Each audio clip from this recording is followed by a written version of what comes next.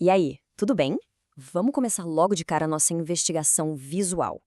Normalmente, lá nas aulas de matemática, a gente recebe uma equação prontinha e a tarefa é desenhar o gráfico, certo? Mas hoje a gente vai inverter totalmente as regras do jogo. Pensa nisso como um verdadeiro caso de detetive, onde a gente chega na cena do crime depois que tudo já aconteceu. A nossa evidência final é a curva desenhada ali na nossa frente. E a nossa missão? Fazer uma engenharia reversa para descobrir a identidade exata da função do segundo grau que criou essa curva. Então vamos mergulhar nisso e desvendar esse mistério juntos. Para nossa investigação de hoje, o roteiro é o seguinte: 1. A cena do crime, gráfica. 2. Os materiais da investigação.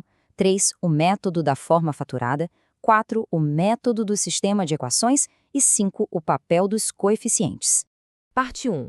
A cena do crime gráfica, identificando os suspeitos. Olha que interessante, a simples direção da curva já elimina metade dos nossos suspeitos de cara. Imagina que a gente está na frente de um quadro negro agora, olhando para essas parábolas. O coeficiente A é quem dita a concavidade. Se a parábola parece um sorriso com a abertura para cima, a gente sabe imediatamente que nosso suspeito, o coeficiente A, é positivo. Agora, se for tipo uma carinha triste voltada para baixo, o A é negativo, com certeza. E a gente também repara como a curva corta ou não corta o eixo horizontal, o eixo X. Isso dá pistas cruciais sobre o discriminante, o famoso delta. Essas interseções são o ponto de partida perfeito para a nossa caçada algébrica. Parte 2. Materiais da investigação, coletando pistas visuais. E para coletar essas pistas, a gente precisa dos materiais certos. Imagina que a gente está segurando algumas canetas marcadoras agora mesmo. Primeiro, a gente pega a caneta vermelha para destacar as raízes. Elas são exatamente os pontos onde a nossa curva corta o eixo X. Se a parábola cruzou ali, maravilha, temos ouro nas mãos.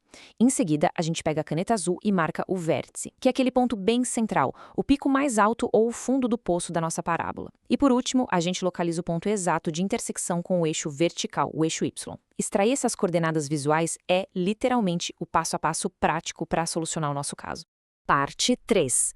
O método da forma fatorada, quando as raízes estão visíveis.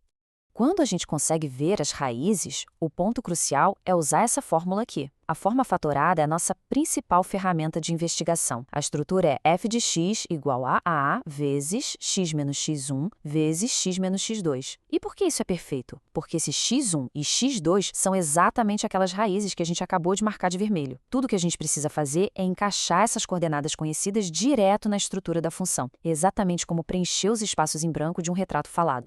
Vamos ver isso funcionando na prática, resolvendo passo a passo com números reais, como se a gente estivesse fazendo as contas juntos no quadro. Digamos que aquelas nossas raízes em vermelho sejam os números -1 e 3. A gente pega e substitui isso direto na fórmula. Mas, espera aí, a gente ainda não tem o valor daquele coeficiente A, ele continua sendo um suspeito desconhecido. Para forçar esse suspeito a se revelar, a gente pega qualquer outro ponto que a gente conheça do gráfico. Por exemplo, a coordenada onde o x vale 2 e o y vale -1. Aí, é só substituir esses valores nas posições do x e do f de x. Resolvendo essa equação simples, a gente isola a nossa incógnita e pronto. O nosso misterioso coeficiente A não tem mais para onde fugir. É pura lógica matemática. Parte 4. O método do sistema de equações, a abordagem do vértice. Mas e se não tiver raízes? Bom, a nossa regra de ouro na investigação é claríssima. Se a parábola de jeito nenhum cortar o eixo X, confie no vértice e na interseção com o eixo Y. Na falta das nossas pistas vermelhas, a nossa atenção se volta toda para aquele vértice que a gente marcou de azul e para o ponto onde a curva corta o eixo vertical. Eles é que vão ser as nossas principais testemunhas agora. Vamos analisar as evidências dessa tabela com bastante calma. Digamos que o nosso vértice tem a coordenada x igual a 3. A gente sabe que a fórmula do x do vértice é menos b dividido por 2a. Substituindo 3 ali, a gente descobre uma relação importante. O b é igual a menos 6 vezes o a. A nossa segunda pista é aquela intersecção com o eixo y, que já nos entrega o coeficiente c de bandeja. Nesse caso, o c vale menos 20.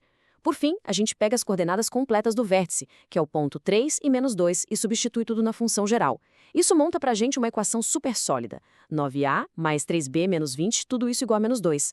Olha só como a gente construiu um sistema de equações totalmente à prova de falhas, só usando a substituição dessas coordenadas.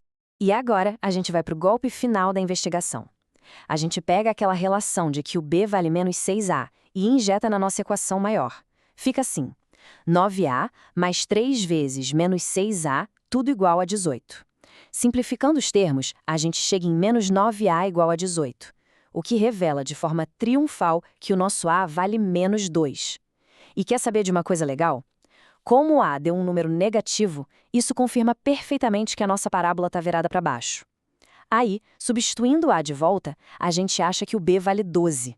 Caso totalmente encerrado. Pegamos os 3 suspeitos numéricos. O A é menos 2, o B é 12 e o C é menos 20. Parte 5.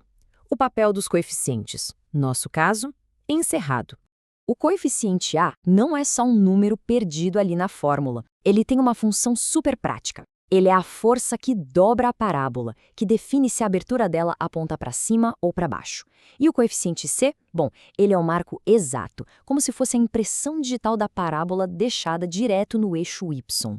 Juntos, todos esses coeficientes agem exatamente como um DNA algébrico.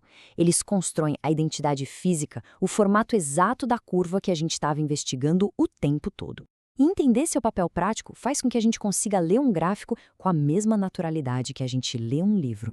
E isso deixa a gente com uma grande reflexão final. Hoje, a gente decifrou juntos o código da função do segundo grau. Mas e os outros milhares de gráficos com que a gente cruza no dia a dia? Sejam tendências de crescimento nas notícias, curvas econômicas ou até dados de engenharia. Que outras equações exatas será que estão por aí, se escondendo bem debaixo do nosso nariz, só esperando que as habilidades analíticas certas tragam elas à tona? A matemática está em toda parte, pronta para ser desvendada. Vamos continuar curiosos, continuar investigando. Um grande abraço e até a nossa próxima análise.